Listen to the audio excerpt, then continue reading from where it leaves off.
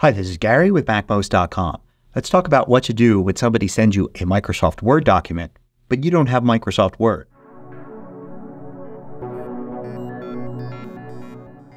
MACMOST is brought to you thanks to a great group of more than 2,000 supporters. Go to MACMOST.com/Patreon. There you could read more about it, join us, and get exclusive content and course discounts. Now, many Mac users can relate to this. You get an email message, and instead of there being text in the email, there's this Microsoft Word document attachment. I've seen this done with corporate email, with email from schools, from organizations and clubs, or just from other individuals. I guess if you've always had Word and used Word for lots of things, it's just hard to fathom that other people may not use Microsoft Word at all. And that's more likely if you're a Mac user. So if you get a Word document from somebody and you just need to read the text, what can you do? And what if you need to edit the text and send it back to the person in Word format? Well, there are some things that you can do and they won't cost any money. So here I've got two documents to test with. One's a simple little letter with basically just some text in it, and the other is a more complex layout document. If I were to look at them in Microsoft Word, or the sender sent them to me as PDFs, I would see them and they would look like this. So there are some elements in this basic text document here, and you can see this one's a lot more complex. Now, if all I want to do is read what's in there, then I could just use Quick Look. I could use Quick Look by just selecting the file and then using the space bar to bring up Quick Look. And you can see here it doesn't show me the layout elements that are in this document, but I can see the text. And I can select and copy with Command-C the text there if I need to use it somewhere. The layout document fares a lot worse.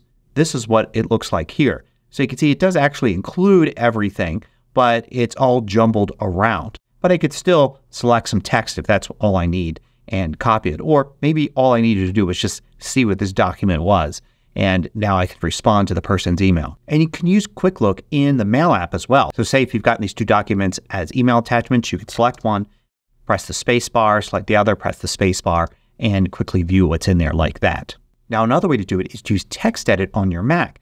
TextEdit can, of course, edit simple text documents, but also more complex, rich text format documents. And it can import Word documents. So if I drag this to TextEdit, you can see it opens it up and I've got everything available there. I'll do the same thing with this one here, and you could see it doesn't look nearly as good and the images aren't included. But I can get to the text if I need it. For more robust support when importing, you can use Pages instead. So I'm going to take this first document here, going to drag it into Pages, and it'll open it up. And you can see here it actually looks pretty close to the original document because Pages supports a lot of the same layout features that Word uses. And you can see here a little report showing that it didn't quite get it perfect. In Pages, you can simply use File Open, and then you can open any Word document like that. So for this one, you could see there are a few more things that it didn't get. Like, for instance, you're missing a font that's in there. But if you look at the document, it looks pretty close to what you would see in Word. Now, the advantage to Pages is you can actually save it out as a Word document.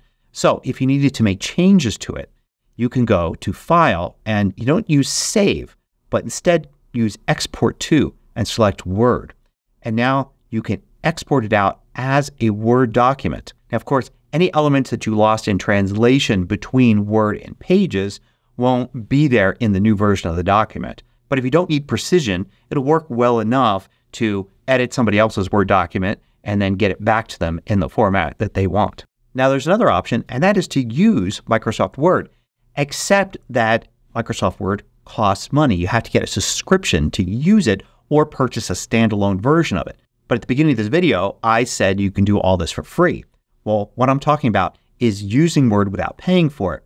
So if you go to the App Store, you'll find that you can download Microsoft Word from there. So you don't have to get Word from Microsoft. You can get it from the Mac App Store. And there's no price listed here. You get Word for free. Now, to use some of the features, you're going to need a subscription. But the app itself downloads completely for free. So now let's launch Word. And if I bring it up like this, it seems to be a full-featured version of Word. Let's go ahead and open one of those documents. I'll select on my Mac here to select a file. And let's open this first document here. it opens up in Word and it's going to look exactly as it should. Notice this message at the top that a subscription is required to edit and save. So yes, you won't be able to edit and save this document using Microsoft Word unless you have a subscription, but you can view it and view it in a more perfect way than any of these other options. Let's try that other document. And you can see that looks perfect. Now unfortunately, not only can't you edit and save, but also it won't let you even copy text that's there. So this is only a good option for just simply viewing Word files, but maybe that's all you need to do in certain cases. Now there are some third-party Office suites that you could download for free, and they would let you open Word documents, and you kind of get the same level of compatibility as Pages. Some things will work, some things won't. One of those is LibreOffice. You can get it from here, and another one is OpenOffice. You can get it from here. Not only are these good for opening up an occasional Word document, but they're pretty decent Office app suites, and they both have a lot of fans. And of course, one of the most popular Office suites is actually Google Docs, which you can use in a web browser for free. It's from Google. It's all online. So it's all done in a web browser. And guess what? You can import Word documents in here. So I'm just at docs.google.com. You could just have your free Google account with a few docs in here. And you can actually go into the word processor, into Docs here, go to File, Open, and then from here you can go to Upload, and then you could drag a file into this and it will import it in. And then there you go. You've got your document in here. Let's try the other one, and I'll go to Upload, drag this one in, and after I do that I'll see them both here in Recent Documents. And you can see here it did a pretty good job of importing this layout document from Word. And then I can read it. I can copy items from it. And then I can go to File and do Download. And one of the options here is to download as Microsoft Word. So I'll use that, and then it'll go to my Downloads folder. I'll grab it out of there. And if I look at this one, let's open it with Microsoft Word here to see how it really looks now. You could see, yeah, it lost a lot of its page layout elements here. It doesn't quite look right. So it depends on the level of complexity of the document. But note, I could have gone to File and Download and then downloaded a PDF. And the PDF now is actually going to look pretty good. And I want to finish with my favorite way to deal with getting a Microsoft Word document from somebody, and that is to push back at the source. I love to go back to the person and say, hey, you sent me a Microsoft Word document. I don't like to use Word. Can you just send that information in the email message, or perhaps give me a PDF instead?